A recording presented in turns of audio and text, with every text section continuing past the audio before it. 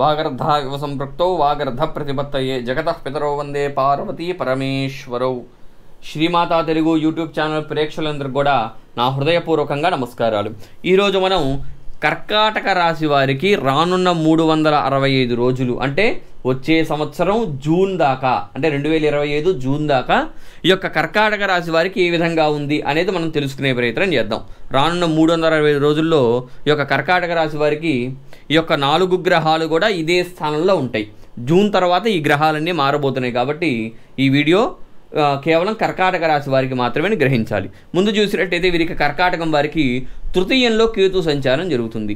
ఎప్పుడైతే తృతీయంలో కేతు ఉంటాడో జాతకం ఏం చెప్తుంది? తృతీయంలో కేతు ఉంటే అకాల ధనం అని చెప్తుంది అనమాట. అంటే మీరు అనుకోకుండా ధనప్రాప్తి కలుగుతుంది.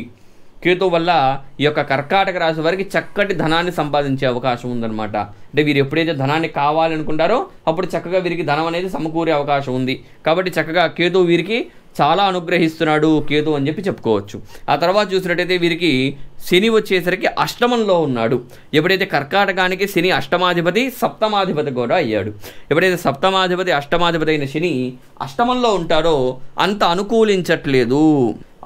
అనుకూలించట్లేదనే చెప్పాలి. వీరు శనికి చాలా ఆరాధన చేయడం మంచిది. శని వీరికి అనారోగ్య సమస్యలను ఇస్తున్నాడు.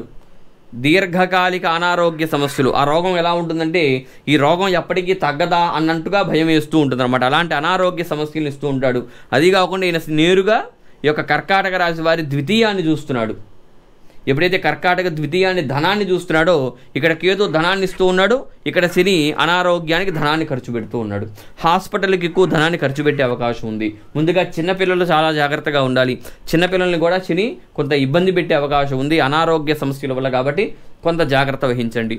ఆ తర్వాత చూసినట్టయితే రాహు వీరికి ఎక్కడున్నారు? నవమంలో ఉన్నాడు. నవమంలో రాహు సంచారం అంత అనుకూలించదు. ఇక్కడ ముఖ్యంగా ఈ యొక్క కర్కాటక రాశి వారికి తండ్రికి కొంత ఇబ్బంది ఉండే అవకాశం ఉంది. ఈ కర్కాటక రాశి వారి తండ్రి ఎవరైతే ఉంటారో వారికి అనారోగ్య సమస్యలు ఉండే అవకాశం ఉంది. అట్లనే ఆస్తిపరంగా చిన్న ఇబ్బందులు ఉండే అవకాశం ఉంది. కాబట్టి కొంత జాగ్రత్త వహించాలి కర్కాటక రాశి వారు రాహు వల్ల. ఆ తర్వాత చూసినట్టయితే గురువు వీరికి ఏకాదశంలో సంచారం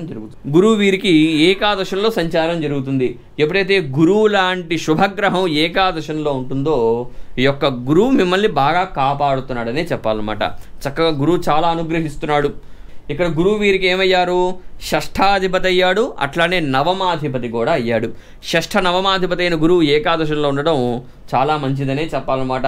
గురువు చాలా అనుగ్రహిస్తున్నాడు. విద్యార్థులకి బాగుంది, వ్యాపారస్తులకి బాగుంది.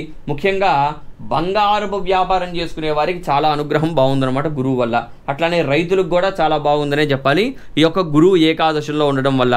అట్లనే విద్యార్థులకు కూడా వారి విద్యకు తగ్గ ఉద్యోగం వచ్చే అవకాశం కూడా ఇక్కడ గురువు వల్ల కనిపిస్తుంది. కాబట్టి ఈ యొక్క కర్కాటక రాశి వారికి ఈ యొక్క సంవత్సరం అంతా కూడా గురువు అనుగ్రహం చాలా బాగుందనే చెప్పాలన్నమాట. అట్లానే కేతు అనుగ్రహం కూడా చాలా బాగుందనే చెప్పాలి.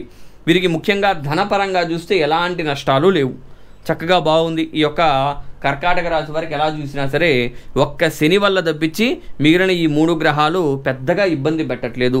రాహు కూడా కొంత ఇబ్బంది పెట్టినప్పటికీ సరే ఈ యొక్క కేతు గురువు చాలా అనుగ్రహిస్తున్నారు.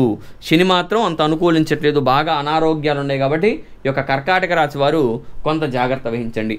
కర్కాటక రాశి వారు చేసుకోవాల్సిన పరిహారం కూడా చెప్తాను, చక్కగా వినండి. ముందు చూసినట్టయితే ఈ యొక్క తృతీయంలో కేతు ఉన్నాడు, కేతు అనుగ్రహిస్తున్నాడు. ఈయన అనుగ్రహం ఇంకా బాగుండాలంటే ఈ యొక్క కేతు అనుగ్రహం ఇంకా పెరగాలంటే గణపతికి బాగా ఆరాధన చేయండి. గణపతికి ఎంత ఆరాధన చేస్తే కేతు అనుగ్రహం అంత పెరుగుతుంది. అట్లానే ఇక్కడ శని అష్టమంలో ఉన్నాడు. ముఖ్యంగా అష్టమం అంటేనే అది మృత్యుస్థానం అని అర్థం, రోగస్థానం అని అర్థం.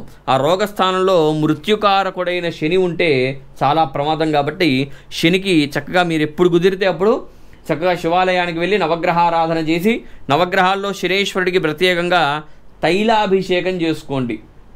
మీ దగ్గర ఉన్న శివాలయానికి వెళ్తే అక్కడ కొంతమంది బ్రాహ్మణులు నువ్వుల దానాన్ని తీసుకుంటారు, వాళ్ళకి నువ్వుల దానాన్ని ఇవ్వండి.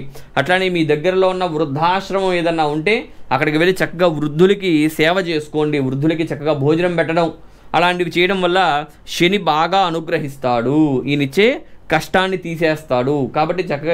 కాబట్టి ఇది కొంచెం గ్రహించి చక్కగా శనీశ్వరుడికి ఆరాధన చేయండి. తర్వాత రాహు కూడా అంత అనుకూలించట్లేదు కదా, రాహు కూడా దుర్గా అమ్మవారికి ఆరాధన చేస్తే రాహు అనుగ్రహం బాగుంటుంది. దుర్గా ఆరాధన చేయండి, రాహు అనుగ్రహం బాగుంటుంది. మీకు కుదిరినప్పుడు చక్కగా విజయవాడ వెళ్ళండి, అక్కడ రాహు అనుగ్రహాన్ని పొందండి అమ్మవారికి ఆరాధన చేసి. ఆ తర్వాత గురువు కూడా వీరికి బాగా అనుకూలిస్తున్నారు ఈ సంవత్సరం మొత్తం కూడా. గురువు అనుగ్రహం ఇంకా పెరగాలి. ముఖ్యంగా దత్తాత్రేయ స్వామికి ఆరాధన చేయండి. దత్త ఆరాధన చేయడం వల్ల గురువు అనుగ్రహం పెరుగుతుంది. అట్లానే దక్షిణామూర్తికి ఆరాధన చేయడం వల్ల కూడా గురువు అనుగ్రహం పెరిగే అవకాశం చాలా ఉంది. కాబట్టి చక్కగా ఈ యొక్క కర్కాటక రాశి వారు చక్కగా నేను చెప్పిన పరిహారం చేసుకోండి. మీకు ఏదైనా సమస్య ఉంటే కింద కనిపిస్తున్న వాట్సాప్ నెంబర్లో నాకు మెసేజ్ పెట్టండి, దాని తగ్గ పరిహారం చెప్తాను, దాని తగ్గ ఫలితాన్ని మీరే పొందుదురు. అట్లానే ఖచ్చితంగా ఈ వీడియోకి లైక్ చేయండి, అట్లానే మన ఛానల్ అయితే సబ్స్క్రైబ్ చేసుకోండి. వారికి ఈ వీడియోని కూడా వారికి షేర్ చేయవలసిందిగా కోరుతున్నాం. ఇక ఈ వీడియో ఇంతే అండి. సెలవు, నమస్కారం.